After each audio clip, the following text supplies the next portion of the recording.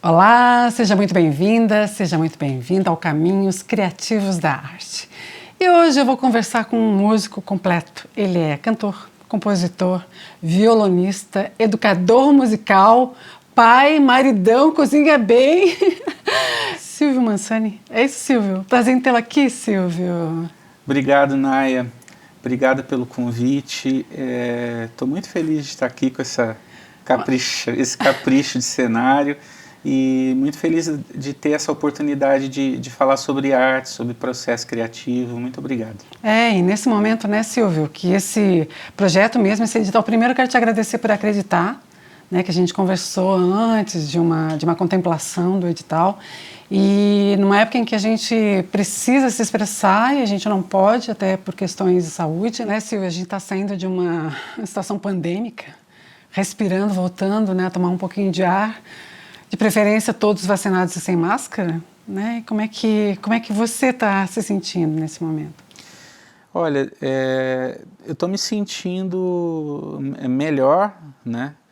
Para mim o isolamento foi bastante forte, porque eu também trabalho como professor e eu tive a oportunidade de até a vacina trabalhar em casa online, né? E meus filhos também ficaram todos em casa, minha esposa também. Uhum.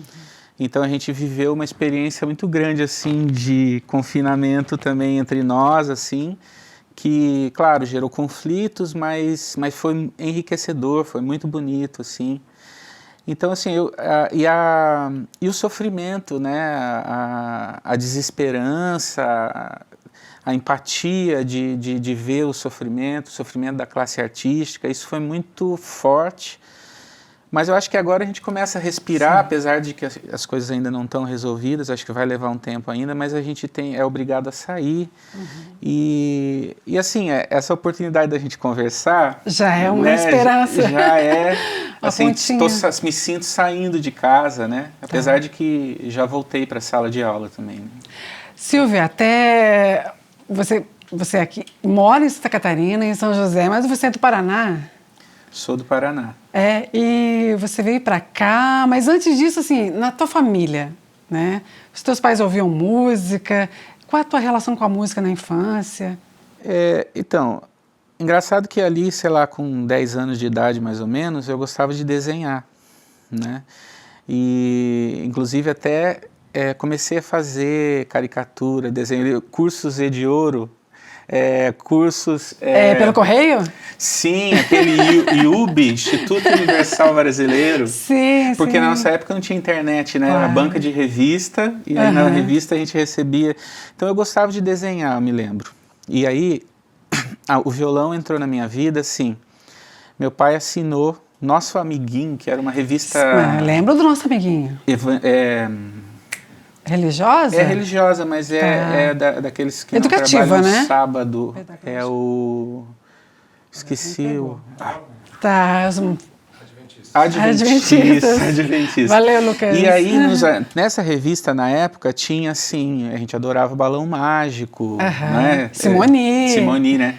E aí tinha aulinhas de violão, e a gente aprendia. Então, eu resolvi, pela revistinha, a ter um violão. Achei um violão velho, de um primo, abandonado, e comecei a aprender ali sozinho. Nossa, meio autodidata mesmo, assim? Nas primeiras coisas, né? Aí, assim, não foi aquela coisa fácil, não, né? Hoje em dia, o pai já fala, vamos dar uma lá. Não. Sim, já coloca na aula de violão. Eu tive que tocar mesmo uma música, né? Aí toquei, aí não vai ter jeito. Aí ganhei lá um violãozinho simples de Natal e fui para uma escolinha aprender, né? Então foi por ti mesmo, assim? Foi. Tá. E aí, a partir daí, claro, o meu pai me apoiou, assim, de um jeito... Eu acho que ele tinha um gosto, depois ele faleceu, agora, alguns anos atrás, antes da Copa do Mundo no Brasil, né? Tá. E ele me contou, ele já estava doente de câncer, ele me contou dessa história do violão, porque ele nunca tocou, mas gostava muito. Então, ele me incentivou, né? Que bom, Silvio. E a minha mãe também. Agora, eu tenho uma história curiosa na família, que um tio, irmão do meu pai, e o outro irmão dele, eles tinham uma dupla caipira quando eram jovens, daquelas de tocar no rádio, quando o rádio era ao vivo, certo? Eu não vivi isso, né? Mas a dupla deles se chamava Silvio e Silvinho.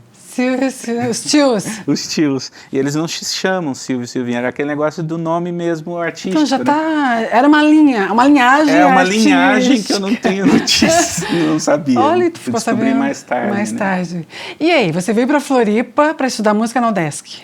Não, eu vim com a família.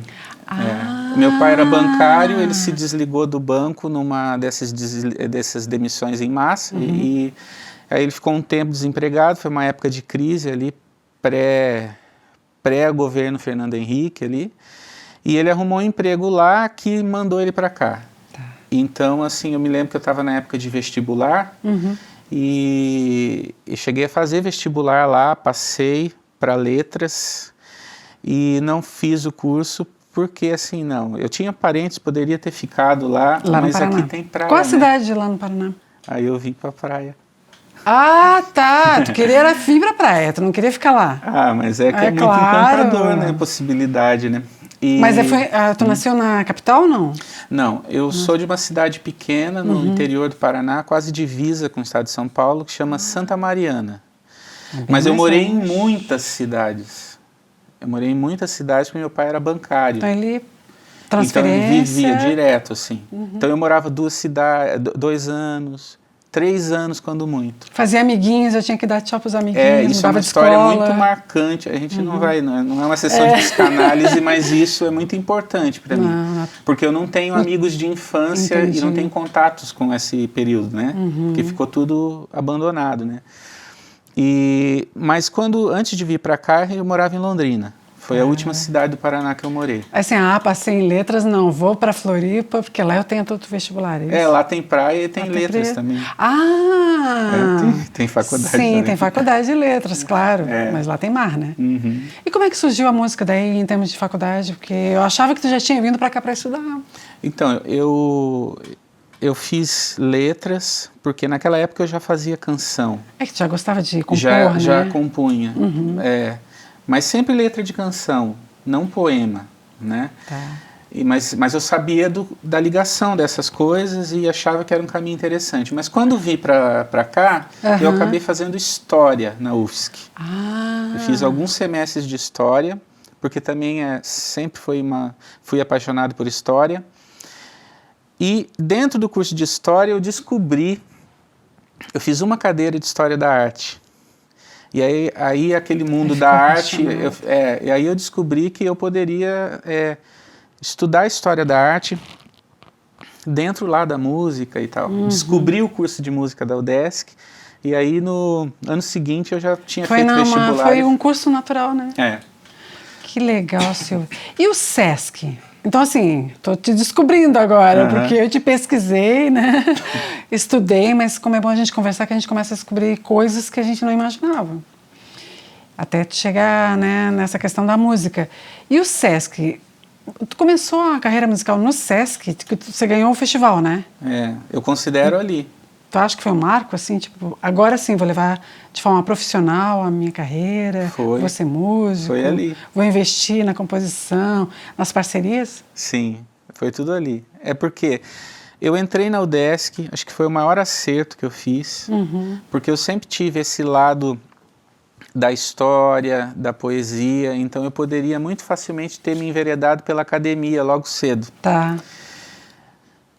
Como eu fui para o curso de música, eu conheci as pessoas da música ali, né? Então, e aí naquele momento eu tinha já as minhas canções, mas eu tinha um conhecimento de música popular muito frágil. Então eu nunca tinha estudado harmonia, eu tinha um conhecimento bom de violão porque eu tive a oportunidade de estudar violão clássico. Então eu tinha uma técnica boa para tocar violão, mas o meu conhecimento musical era bem fraco. Melhorou com a UDESC. E principalmente com os amigos que eu fiz ali. Que bacana. Né? E aquele festival foi o seguinte, um dia conversando com os colegas lá, o Léo Garcia, que é um guitarrista, um cara super talentoso, ótimo compositor, me mostrou uma canção. E eu falei assim, posso fazer a letra? Daí falou, pode e tal. E aí eu me enveredei por esse caminho porque eu queria fazer as parcerias. Uma porque eu sabia que a parceria musical me completava nas minhas fragilidades, e também para reunir pessoas em torno de mim e poder realizar um projeto, Claro. O que é natural, né? É natural, vai agregando. É. Né? Fiz a música e não me lembro bem da onde, acho que surgiu um panfleto do Festival do Sesc e tal. Não sei se foi o Léo que sugeriu, o que foi. Falei, vamos escrever, vamos escrever. Eu lembro de ter sentido assim, caramba, nunca cantei ao vivo. Mas teve um chamado, assim. Vamos, né? Porque daí se inscreve, aí classifica e aí não tem para onde correr, né? E aí quando a gente ganhou o festival, foi uma coisa natural de querer... Aí veio o edital de cultura, que hoje se chama Elizabeth Anderle, que naquela época era outro nome, que eu não me lembro. Foi a primeira vez que houve, se eu não me engano. E aí, então, a gente falou, vamos reunir, e foi onde entrou uma figura que é muito importante, né, no meu trabalho sempre, que é o senhor Renato Pimentel. Tá. Né? Meu excelentíssimo marido. Então, o Renatão tinha o estúdio dele ainda lá numa garagem, lá no centro, né? Eu me lembro assim, mas eu acho que já era uma transição para cá, algo assim. Conheci ele lá, e inclusive, né, ele estava fazendo, não sei se estava fazendo na época um trabalho para o Silvio Bach, daquele filme do Cruz e Souza, trilha né? Sonora, né? Thriller. Tá. E o Renato foi o cara que disse, não, vem aqui, abriu aqui a sala para tocar o violão, fazer uma demo. Acho que ele já tinha noção de que se ele fosse pedir para mim tocar o violão antes e gravar depois, não ia rolar, porque era aquele músico que não sabe nada de estúdio, né? E foi aí que a gente, junto com o Renato, foi o Renato que propôs o projeto, aprovou e a gente gravou o primeiro CD. Oh, que legal. Que é o Minérios. Minérios Combustíveis da Tem Alegria. muito a ver, né, como você falou, com o conceito aqui do nosso programa. Totalmente. Né, com o registro de uma pintura rupestre. E aí, quando você fala na composição, eu te vejo muito assim, tudo que eu li sobre ti, Silvio, tem uma coisa voltada à canção brasileira, né? Você é puro Brasil, é isso? Dentro da composição, né? Dentro da composição, dentro dos teus estudos, a gente vai chegar nos teus estudos mais recentes. Mas você se considera um compositor da canção brasileira, você levanta a bandeira porque você faz oficina, você fomenta, né? Como educador musical, tal. Mas você se encontrou nesse estilo de composição? Eu penso na música brasileira, sim, mas eu penso nela muito em função do idioma. Do português. Porque eu sou muito ligado na letra da música e tal, né? E logo como eu falei, eu estudei violão clássico, então assim, eu tive um contato muito importante com a música clássica, que é uma coisa que ficou muito distante de mim, mas que agora recentemente, depois a gente vai conversar, voltou muito forte. Então assim, eu não posso dizer que o meu trabalho seja essencialmente a música brasileira como bandeira, porque eu tenho uma ligação muito forte com a música clássica, né? E a música clássica europeia. Aprendi a gostar de jazz também, né? É que influencia, né? Porque os teus estudos, pelo que eu vejo, se adaptam, né? Depois ao choro, ao samba, à bossa nova. Isso tudo é permeado de influência do jazz, né? Sim. De toda a escola que vem das outras regiões do mundo. Eu acho que é fácil de explicar isso do ponto de vista de uma trajetória pessoal. O fato de que eu cresci nos anos 80, né? E eu não me identifiquei com praticamente nada da música brasileira de massa dos anos 80. Então, assim, eu tive influência, obviamente, grande da mídia, né? Música de novela, música de rádio, mas, assim, muitas coisas muito distantes. A música jovem da minha época, eu não me identifiquei. Nessa época, eu estava estudando violão clássico e ouvindo música clássica, Bach, Beethoven. Então eu tinha esse lado, né? E por outro lado, você já me perguntou isso, o meu ouvido musical, ele era muito guiado pelo que o meu pai e minha mãe ouviam. Minha mãe ouvia muito assim, orquestras e tal, e o meu pai era fundamentalmente música brasileira. Então ele ouvia Demônios da Garoa, do samba, Paulinho da Viola, ele ouvia Chico Buarque, Você foi absorvendo. Bossa Nova, ele era muito fã de João Gilberto, que é uma coisa que eu herdei também, né? Então, a minha trajetória vem daí, E isso explica também o fato de que eu nunca me preocupei em estar dentro de alguma moda, de seguir algum caminho do momento. Você tem a tua identidade, né, Silvio? Uma identidade. Não sei se tem, evidentemente que tem. Pessoal, não, tem o teu perfil, que é do Silvio, na composição, tu reconhece. Mas nesse perfil, o que eu identifico de mais relevante é que eu estou sempre caminhando para um outro lugar. Não é previsível. Ele vai fazer isso, não? Vai fazer. Acho que é até previsível, para quem me conhece, sabe, assim, onde eu vou indo. Mas, assim, então eu tenho um gosto muito grande por história, então eu vou buscando essas coisas, você vê, Cruz e Souza, né? Calma, já isso, não vamos falar. A assim, história mesmo. O soneto, o haikai, e aí eu vou caminhando, é como a questão de cozinhar, que a gente estava conversando. Que é uma alquimia, né? Você vai... Então, assim, se eu vou aprender lá a fazer o tal do lame em japonês, né, por influência aí das pessoas que me circundam, então eu aprendo a fazer o molho. Então eu aprendo primeiro a fazer o molho, não me preocupo com o macarrão. Aí eu faço o molho. O dia que eu sinto que eu sei fazer o caldo, etc e tal, eu falo assim, agora eu vou fazer o macarrão. E aí eu começo a pesquisar o arroz, entende? Não, entendo, vou deixar tu concluir o teu pensamento. Não, entendo, porque essa vai pesquisar, essa ação de pesquisar, de construir, te ajuda a aproximar os parceiros certos para o que tu quer fazer. Por exemplo, você está fazendo lá um jantar específico, vou convidar tal pessoa para me ajudar. Por exemplo, estou montando, estou criando uma música, fazendo uma composição. Você já pensa em determinada parceria ou para interpretar, ou para somar no instrumental, ou numa parceria na composição? Todos os discos que eu gravei praticamente, eu não consigo levar para o palco para tocar. Por quê? No dorso, cada música é uma banda diferente, aquele disco infantil. Tá. No Boa Pessoa, que é um disco que eu tive um patrocínio legal e eu pude buscar outras... Era assim, eu buscava um músico de São Paulo, um músico daqui. É um disco que tem 3 contrabaixistas. Sim. Entende? Então, porque dependendo da música, é uma pessoa. Isso eu também aprendi. Aprendi também no estúdio, conversando, né, com o Renato, com o Luiz, tempo, né? Gustavo, Sim. que sempre produziu comigo. Né? Então, o que a gente vai fazer? Pô, essa aqui, o Calegari vai bem nesse samba, vamos chamar o Calegari. Então, assim, o disco ficou com 3 baixistas, então... Vai fluindo, né? Eu vou seguindo e não me preocupo em ter um conceito que seja magro para facilitar. E se vai tocar depois, não sei, depois eu vejo. Ai, maravilha. Né?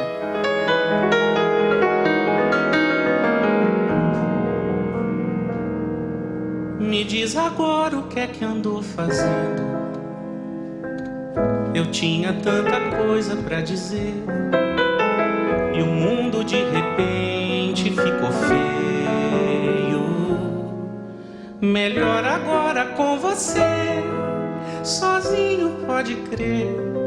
A lua do beiral, a noite toda fica tão banal no céu. Silvio, você citou agora, né, os projetos de música infantil. É até uma questão que eu gostaria de saber. Como é que você trabalha os perfis musicais, assim, né? Vai surgindo algo e eu penso, não, isso aqui as crianças vão adorar. Ou tal projeto é mais para um público mais maduro. Tem isso, porque também as crianças levam a família inteira, né? Os pais. Mas na hora da concepção do projeto, com as parcerias que você citou e também que você vai citar agora, como é que funciona isso? A história do infantil é assim, eu fiz uma licenciatura em música, né? Então, que é um curso voltado para formar professores de arte, professores de música para a escola regular, né? Então, quando eu estava terminando, então a gente estuda psicologia da educação, a gente estuda todas as matérias teóricas de educação, a gente faz estágio em sala de aula. Mas lá no final do curso eu estava muito incomodado porque a gente esqueceu de falar, aquele primeiro festival, foi em 2000. Do Sesc lá? Do Sesc. Tá. Foi em 2000. E eu estava na metade da faculdade. E aí, a partir dali, em seguida, eu gravei o disco. Então, eu tive uma fase que eu me desliguei emocionalmente da faculdade e fiquei mais sonhando com essa coisa de fazer uma carreira artística. Só que, e aí cheguei a atrasar meu curso também, assim, perdi o rumo ali. E lá no final, quando eu falei, não, eu quero me formar e, né, eu comecei a pensar, não, mas eu tenho que ter um jeito de ligar essas duas coisas. E não me lembro muito bem, mas começou com uma música que está no disco no dorso, que chama Guerra de Travesseiros. Que é com o Jean, né? Não. Que faz o vocal, não? Não, a Guerra de Travesseiros, quem gravou foi a Ivy Luna e o grupo Cravo da Terra, na formação original do grupo. Né? E então eu cheguei a tocar um tempinho com o Cravo da Terra e levei essa música para eles tocaram muito tempo. E essa é uma música daquelas que ela serve para o público adulto, mas ela é muito infantil, que a imagem de Guerra de Travesseiro é algo infantil, né? Fala de brigadeiro, Então, foi ali. E ali eu conheci o Emílio Pagotto, que é professor de Sociolinguística, na época trabalhava na UFSC, hoje da Unicamp. E aí ele se interessou, a gente se afinizou e a gente começou a fazer uma coisa, e a ideia de uma coisa infantil.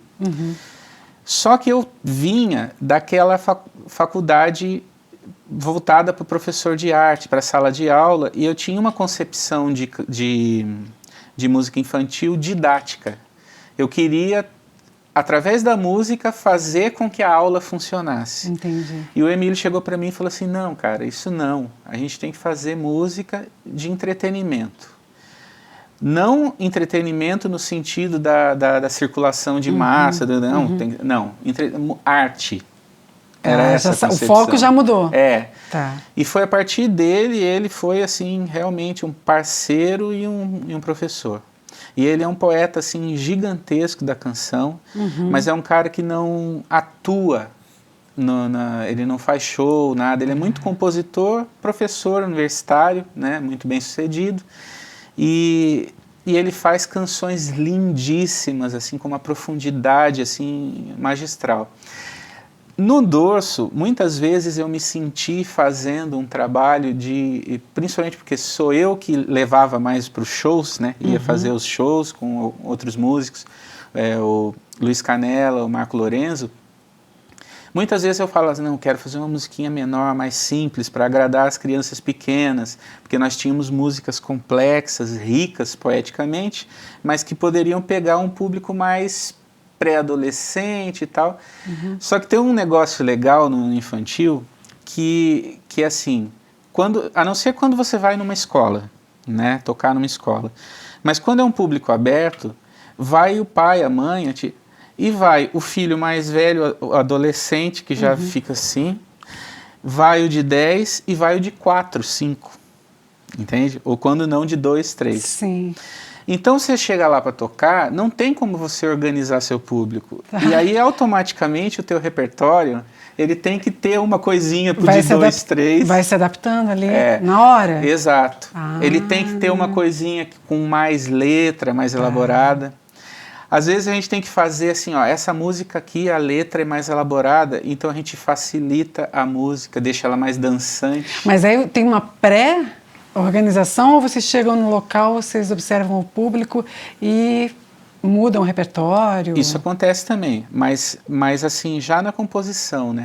Tá. A gente sente que a letra é assim e aí a gente compensa no lado musical e tal.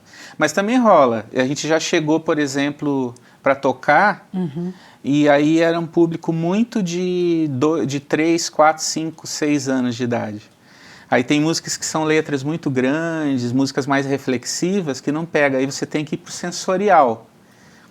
Dançar, ritmo, as músicas que falam de bichinho, de animal, né? Então daí fica muito mais visual, né? Interativo. Exatamente. Aí fica mais... Eles pegam, eles gostam de dançar, e aí... E automaticamente também eles têm um outro tempo de concentração, então é mais rápido. Mas é o que eu ia comentar, é um time, você tem que estar muito ligado, né, Silvio? Você tem que ter uma percepção muito imediata, né? Do momento ali. Isso aí só aprende, a gente aprende com o tempo, né? Tocando, aí a gente vai sentindo, né?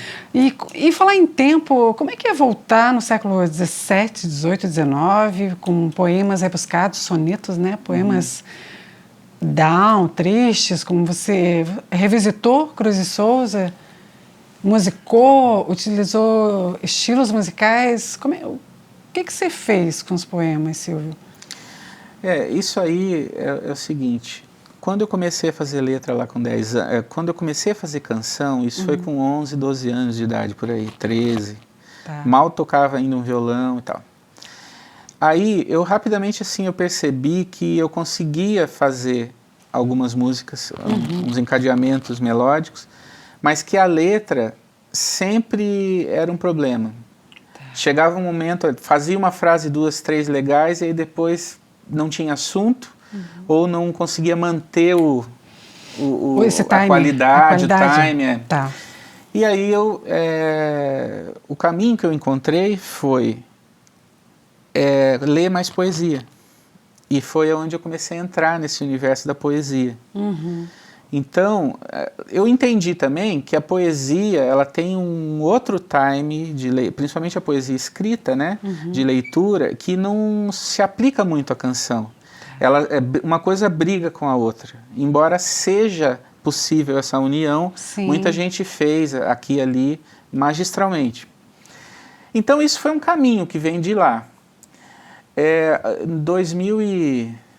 acredito que foi em 2013, 14, por aí, eu voltei para esses poemas e falei, quero musicá-los, né?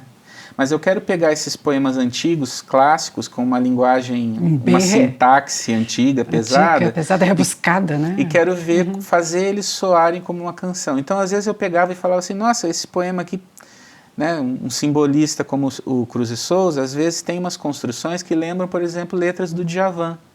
Uma coisa bem solta, com imagens, luzes e isso, né? E aí eu efetivamente fazia isso. Então eu tentava vou fazer um Djavan aqui, vou fazer um Caetano com essa letra aqui. Exatamente. Vou caetanear. Canta de novo e na dourada messe do teu amor se perpetue e trila. Canta e te alaga e se derrame e alaga, num rio de ouro brilhante se propaga, na tua carne alabastrina e pura. Cintila e canta na canção das cores, na harmonia dos astros sonhadores. Um sambinha do Paulinho da Viola com letra de Gregório de Matos, né? Do século XVII, né? Então eu fui fazendo isso e eu tive a oportunidade de fazer uma turnê pelo Sesc num projeto de literatura que se chamava Via Poesia.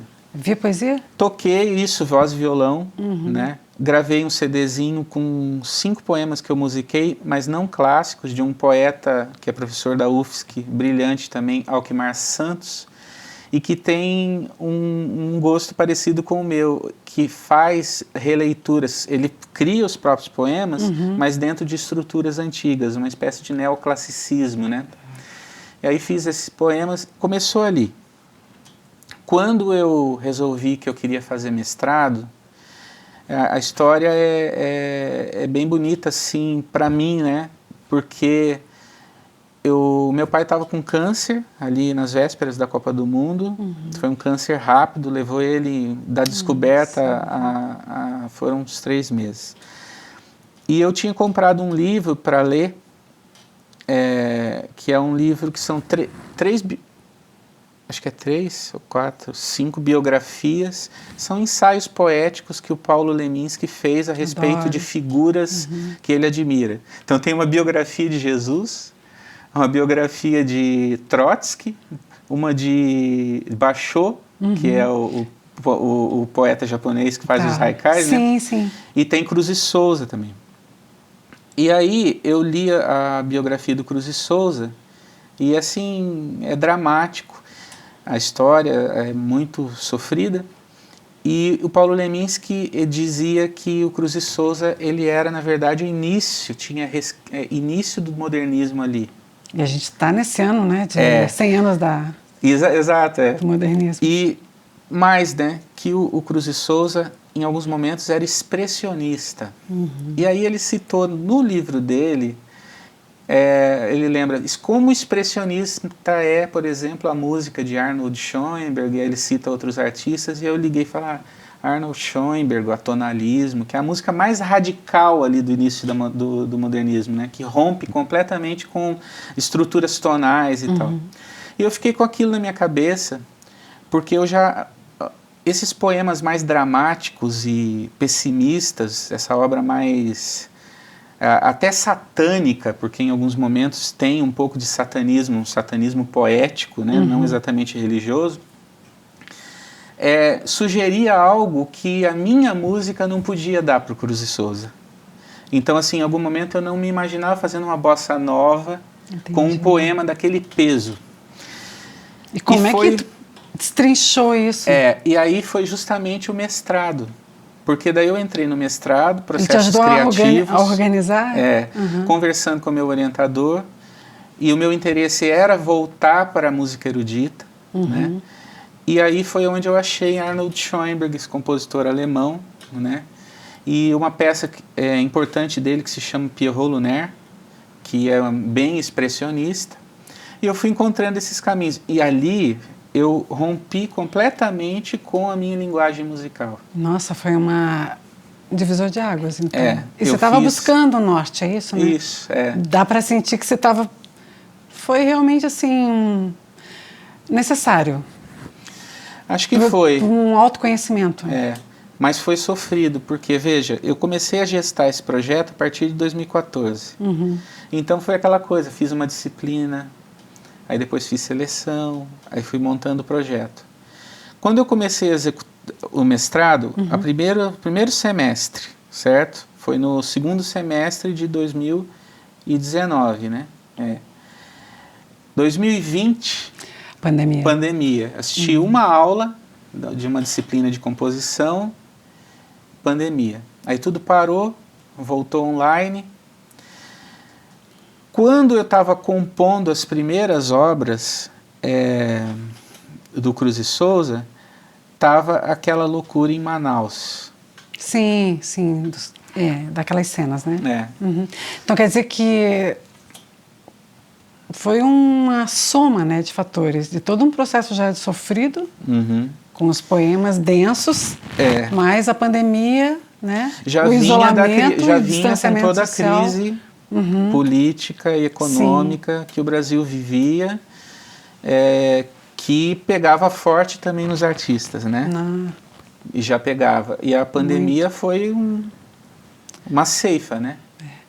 Ô Silvio, e pegando a deixa aí que você falou do mestrado, dos poetas, você falou do Basho, né, em relação ao haikai, o haikai entrou muito forte também nesse teu momento de vida, né? E o que é um haikai, Silvio? Quando a gente fala em poesia, fala assim, é voltado à cultura japonesa, né? Ele é um escritor japonês, um autor japonês. Ele construiu essa definição de haikai, né? Mas como é que eu escrevo assim um haikai? É um soneto? É uma espécie de soneto? Não. O haikai é uma forma. Uma forma. Né? Ele é uma forma poética. Ele tem uma estrutura. Uma estrutura, né? Um número fixo de letras, de sílabas poéticas organizadas em 3 versos. São 3 frasezinhas curtinhas. Tá. Né? E é uma forma, tem toda uma estrutura, o haikai tradicional tem toda uma estrutura formatada dentro da tradição japonesa.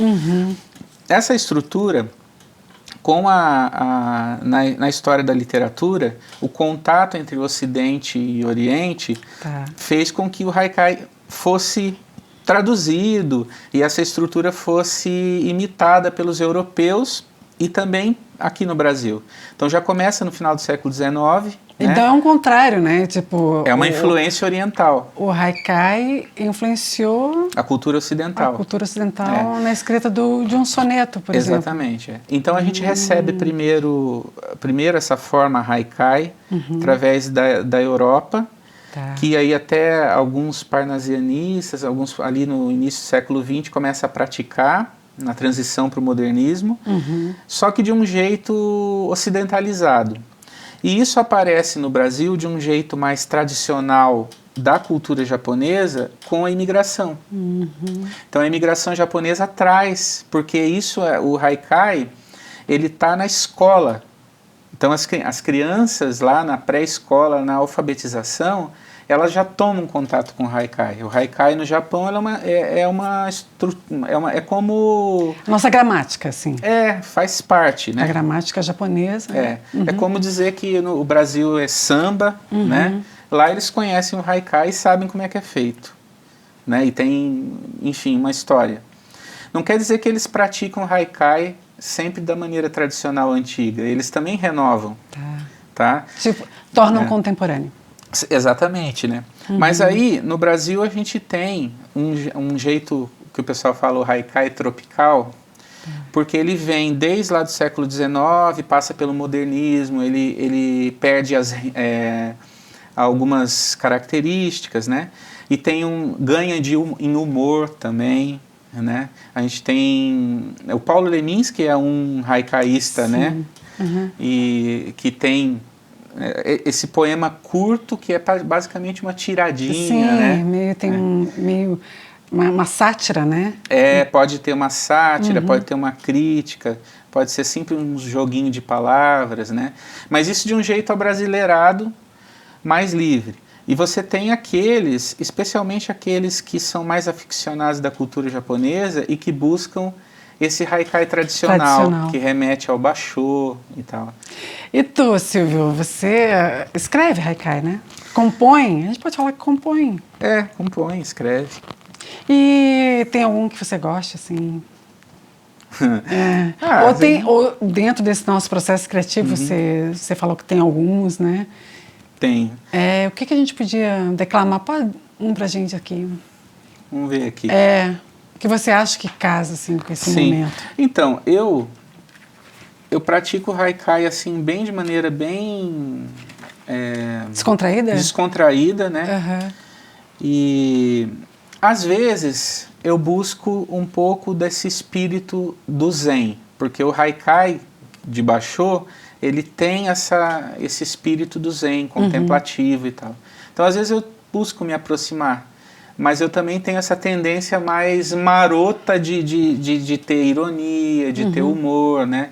Então, assim, eu não tenho um compromisso. Sim, eu percebo esse sentimento de brincadeira, às vezes, sabe? Quando eu leio os haikai. Eu separei alguns aqui, tem um até, tem uma homenagem a esse famoso poeta japonês, que é Espirrei Poesia. Acho que baixou um baixou. Vai que é pandemia. Olha, factual, hein? Isso aqui é da pandemia? Durante a pandemia. Total. Espirrei poesia. Acho que baixou um baixou. Vai que é pandemia. Os dois. São os dois. Uma pandemia de poesia é melhor que uma de vírus, né? Com certeza. Total. Outro. Agora curiosidade. Então, esse aqui já tem uma coisa mais dentro desse espírito. O haikai japonês, ele é muito ligado à natureza, né? Então, assim, apesar desse outro aqui ser uma coisa mais urbana, ele tem uma coisa de reflexão que dá para se ligar a esse pensamento mais tradicional. Deitar o cabelo e ir ao encontro do velho que vejo no espelho. Que lindo, Silvio. Né? Tem um... Nós, né? Tempo passa. Clock, tic-tac, tic-tac. Silvio, maravilhoso. E eu sei que também, como educador musical, nossa, a gente poderia gravar um programa só de haikai, né? Só de haikai. Mas você, como educador musical, também desenvolveu uma oficina, né? Oficina da canção, baseado em pesquisa musical, também formou um grupo de composição e também essa questão de trabalhar as pesquisas musicais em sala de aula. Como é que você organizou? Foram oficinas ou foi isso diretamente em sala de aula? As duas coisas. Primeiro que assim, eu sou um professor da rede pública. Tá. Eu nunca tive muita vontade de trabalhar, por exemplo, na rede particular. Isso é uma coisa tão pessoal para mim. Uhum. Embora a rede pública me fez entrar em depressão algumas vezes, pela dificuldade, pela falta de estrutura. Né? Quando eu me efetivei no Estado, eu dava aula numa escola que as tomadas não funcionavam. Eu não podia levar um som para as crianças ouvirem porque não tinha luz. Então, assim, isso sempre foi uma coisa que me machucou muito, né? E foi sempre um conflito grande. Mas eu nunca me pensei como professor fora da rede pública, porque para mim tem uma aurora de Paulo Freire, assim. Uhum. Eu quero dar aula para quem precisa. Assim, é até uma responsabilidade social, né? Eu quero dar aula para quem não tem mesmo. Só que aí é duro, porque você chega lá e daí não tem. Uhum. Né? Então sempre foi muito duro, assim. Mas, enfim, eu sobrevivo lá. Mas né? tu consegue, dentro da sala de aula, passar esse conhecimento dessa forma? Ou você criou realmente projetos paralelos, assim? Eu tenho os projetos paralelos que você citou, de composição. Uhum. Eu fiz o projeto Motivo com o Sesc, a gente ia para o interior, encontrava compositores, fiz grandes amizades. Volta e meia. E tem muita gente boa também, né, Tem muita gente boa. Só que aqui a gente já tem dificuldade de acesso, dificuldade financeira, porque a arte, ela depende de uma sociedade que invista na arte. Na medida em que a sociedade não acredita, desconfia ou acha que é uma coisa menor, o artista passa dificuldade. Isso é histórico e sempre vai ser assim. Porque é claro que a prioridade na vida de todo mundo são as coisas básicas, educação, saúde, né? Então, Sim. assim, a arte sempre fica naquele canto assim meio... Não é? Todo mundo usa, todo mundo adora, mas ninguém entende muito bem o valor, apesar de não saber viver sem. Né? Não é? Então, assim, na escola, eu me tornei um professor assim, meio multilinguagens, porque eu gosto de poesia, né? Eu gosto de história, eu gosto de música, e eu gosto de artes plásticas, sempre gostei, e sou casado com a Morgana, que é formada em artes plásticas. Sim. Então eu sempre bebo dos planejamentos dela, né? Claro.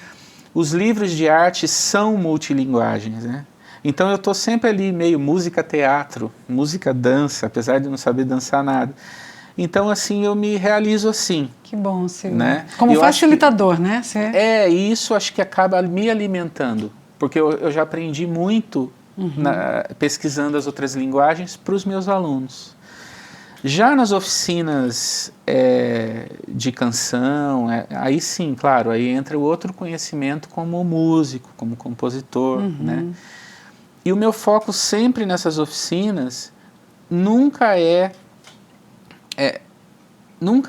assim, como é que eu vou fazer essa música para fazer sucesso, ou como é que essa música tem que ser para entrar no mercado.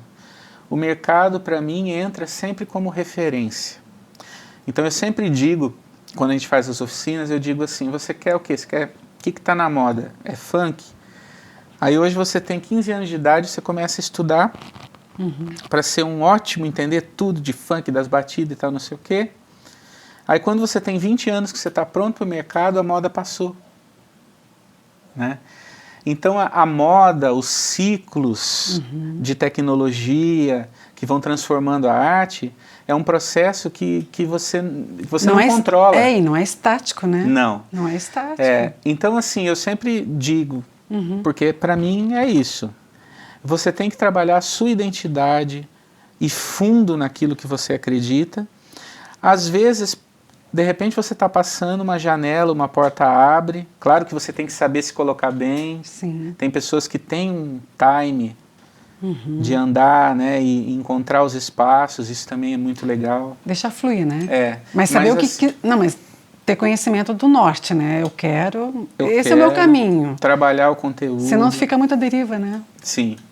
Agora você falou, enquanto você estava falando aqui sobre tecnologia, eu lembrei do teu filho, porque ele gosta de programar, o Pedro, né? Ele gosta de programar. E gosta de música eletrônica também. Ele não gosta de música eletrônica. Não, que história é essa? Mas como é que funciona essa questão tipo, da tecnologia, né? Unida com a tua composição, será que pode surgir aí uma parceria pai e filho? Já surgiu, né? No caso daquela composição que nós fizemos, né? Tá. Mas isso aí foi assim, o Pedro... Tipo assim, um projeto, então vou até mudar, um projeto maior, assim, uma gravação de um EP, sabe? Eu não ia ficar feliz, né? Não descarto, né? Apesar de que os interesses dele, ele gosta de ouvir música, ele tem os autores que ele gosta, muita coisa que ele herdou da gente, já tem alguma coisa que ele vai descobrindo. Tá. E assim, o Pedro, ele gosta de linguagens, né? Então, assim, ele começou a aprender inglês assim sozinho, vendo videogame, e ele se vira no inglês. Aí quando eu falei assim, tá, vamos fazer esse negócio da linguagem séria, e aí eu falei, vamos fazer o inglês, ele falou, não, eu quero fazer francês. Aí ele já está no 3º ou 4º semestre de francês, fazendo na UFSC, e o inglês continua, e ele gosta muito de... E nesse caminho todo, ele começou a estudar programação também, sozinho. Aí comprei um cursinho online, ele vai se virando, né? Quando eu estava no mestrado, numa das disciplinas, eu teve uma oficina de code music, né? Que é música feita através de programação. São softwares de programação, com linguagem de programação, e que aí você faz síntese sonora, produz sons e tal. Tá. Sintetizadores, né? Tem uns que são de teclado, esse é todo no código. E aí teve essa oficina, falou, Pedro, olha só, vai ter, vamos ver. Daí ele se interessou e ele bateu o olho e falou assim, é a linguagem, acho que C++, sei lá, eu conheço. Olha que bacana. E aí ele foi. E aí chegou na oficina, quebrou minhas pernas, porque para mim ouvir o inglês assim, e era tudo em inglês, e ele entende. E aí ele pegou aquilo e estudou aquilo e dominou aquilo. Eu falei assim, olha, e aí eu fiz junto com ele, fui ali mexendo, aprendendo, ele, faz isso, faz aquilo, e aí surgiu aquela parceria. Essa questão que a gente fala de se renovar também, né? Que a geração tá vindo aí, os teus filhos, o Zé Matias também, né? O Zé é pianista, né? Pianista, e eles te observam, né, Silvio? Sim. Como exemplo, dentro da música. Bebe ali, mas você está aberto, né, às novas tendências. Então, esse negócio da programação, depois disso eu fiz um curso de 3 meses de programação, né? Programação aplicada à música. E foi muito legal, e ele fez também, ele tem o certificado, tudo, curso de extensão de universidade lá de Goiás, uma federal de Goiás. Então, assim, foi bem legal. E eu planejo agora, estou fazendo um projeto de doutorado, eu planejo utilizar isso, né? Só que a curva de aprendizagem é outra para mim, né? Ele é assim, né? Agora, aprender programação depois dos 40 anos de idade é mais devagarzinho. Que eles pegam muito mais rápido, né, Silvio? Mas eu quero mexer. Mas deu para sentir, assim, que vem projetos, assim, bem interessantes aí pela frente, hein? Na verdade... o meu projeto de doutorado, depois de ter abordado essa coisa aí pesada, mas também muito linda, do Cruz e Souza, e que eu quero gravar, quero ter oportunidade de executar esse projeto, né? Mas o meu projeto de doutorado agora é música infantil. Que bacana. E a ideia é trabalhar com teatro musical e ópera. Nossa, que fantástico. Projetos infantis na área de música clássica, né? Contemporânea, voltado para infantil. Nossa, que spoiler. Spoiler, total. Total. Tomara que dê certo. E a diferença é que toda a parte poética vai ser feita, são textos meus.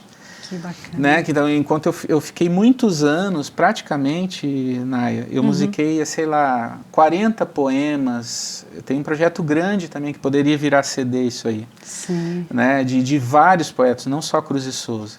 Mas eu tenho 10 ou 12 canções populares Fora o projeto do mestrado, só de Cruz e Souza, e mais outros tantos. Na gaveta ainda? Tudo na gaveta, alguns estão no YouTube, já, né? Já vi alguns lá, sim. Isso. Mas agora eu quero voltar aos meus textos, porque a origem de tudo são as minhas letras, né?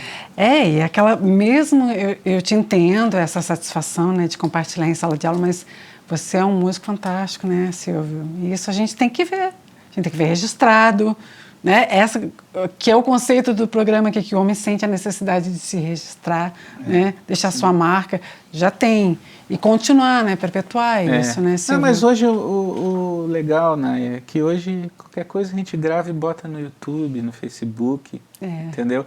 Tem uma coisa que eu não tenho muito, às vezes as pessoas reclamam assim, porque o algoritmo enterra, porque não circula, porque tem que pagar, eu não pago nada e não divulgo nada. Eu posto no YouTube, tá? Porque sabe o que acontece? A gente não é dos anos 80? Nos anos 80 a gente ia na biblioteca e encontrava alguma coisa lá. Sim. A gente ia no sebo de discos, revirava lá e achava, era o que tinha, entende? Entendi. Então assim, quem quer, eu gosto muito eu já fiz muitos amigos assim, pessoas que me descobriram como compositor, porque comprou de não sei quem, ou porque alguém falou, e de repente eu recebo um e-mail porque quer o meu disco, entendeu? Sim. Ou quer fazer uma parceria contigo. Ou quer fazer uma parceria, ou quer fazer uma troca, então.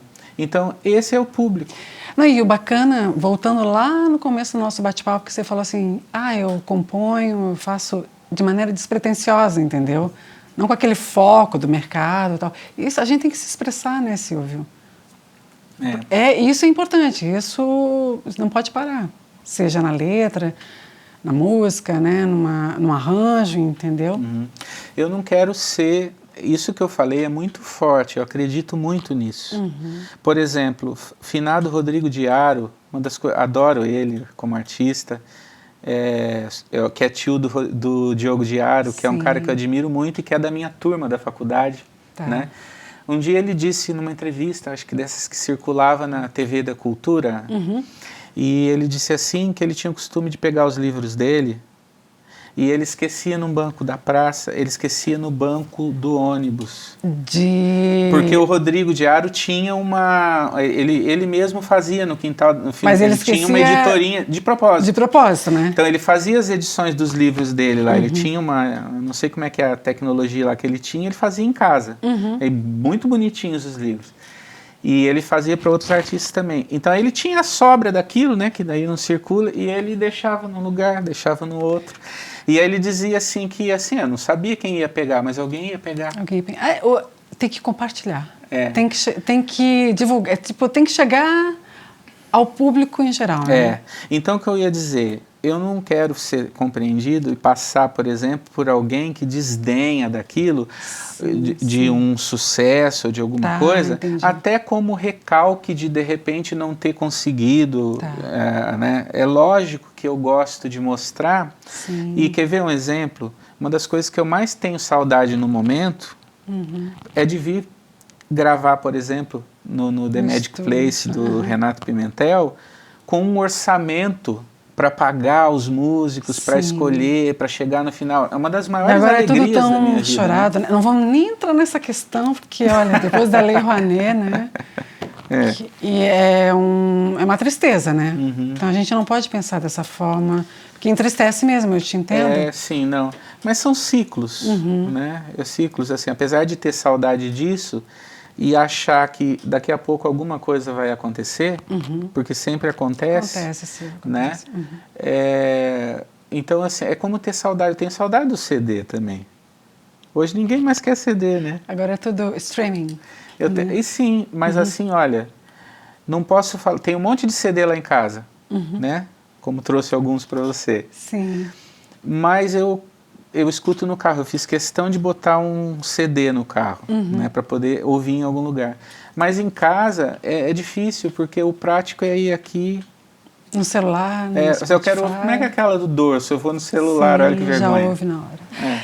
Silvio, Que maravilha essa conversa, Silvio. Como eu te conheci, eu nem te conhecia, olha só, e achava que te conhecia. Como é bom saber dessas curiosidades da vida da gente, né? De uma pessoa que a gente admira, um trabalho maravilhoso. Primeiro, volto aqui a reforçar, né, te agradecer por estar aqui, de aceitar, né, o convite de participar do projeto e te agradecer novamente e falar que isso vai passar, né, Silvio, que a gente tem esperança de dias melhores mesmo. Deixa uma palavrinha assim só para o pessoal, não desista, é isso? Não desista, né? Eu acho assim, que da minha vivência, como eu já falei, eu acho que tudo está aqui num propósito, né? Então, por exemplo, eu tenho uma cervicalgia que eu estou sofrendo, então volta e meia ataca, e aí eu fico... Ontem e anteontem, eu acordei 2, 3 da manhã, essa agora à noite foi 4 da manhã e não consegui mais dormir, porque tudo travado, não tinha posição para dormir, e eu fiquei de pé, porque eu não podia mover aqui, assim, estava inflamado. E aí eu falei assim, eu não consigo dormir, eu tenho que fazer alguma coisa. Aí eu fui fazer a letra da música que eu estou trabalhando nesse momento. Olha! E eu fiquei, sei lá, mais de 1 hora, com certeza, 2 horas, de pé. Eu botei o tablet que eu uso na altura aqui do meu rosto, porque eu não podia mover assim, e andava pela casa e ia lá anotando as coisas. Isso, a dor que gerou arte. É isso que eu fiz e acredito que grande parte dos artistas fizeram a pandemia inteira. Sim. Né? Quer dizer, o mundo doente e você acossado por essa loucura e aí você vai fazer o quê enquanto espera? Entende? Tentar produzir de alguma forma. De alguma coisa. De alguma forma. Desculpa, Naya, tem um poeta, eu não vou lembrar o nome, que falou uma vez o seguinte, que só se torna poeta aquele que continua. É uma frase meio antiga, ela tem um ar démodé, mas eu acho que dá para refletir. Os poetas, eles se tornam poetas mesmo quando eles continuam compondo depois que casam, depois que têm filho.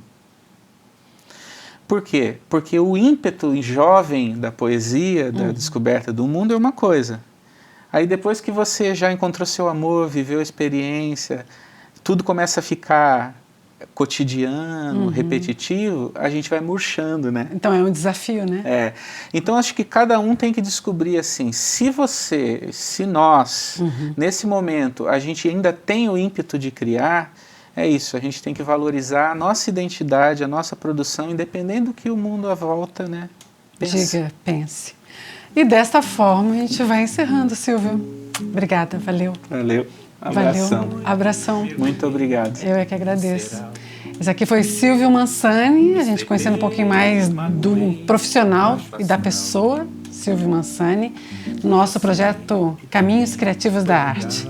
Eu gostei muito. Você também, não é mesmo? Então a gente se encontra num próximo episódio. Eu te aguardo. Vamos juntos? No caminho eu te explico. Nesse umbral, eu tentei, me joguei, fiquei mal. Parecia que ia e tal, mas não foi, nunca é ideal. Nem todos os caminhos têm belas estradas, só com rodovias bem sinalizadas. Alguns são só trilhas na mata, picadas. Não dá para andar 2 a 2 de mãos dadas. Nem todos os trajetos têm boas paradas. Um rancho seguro com cama arrumada, às vezes no escuro, em meio à esplanada. Só mesmo o chão duro da beira da estrada.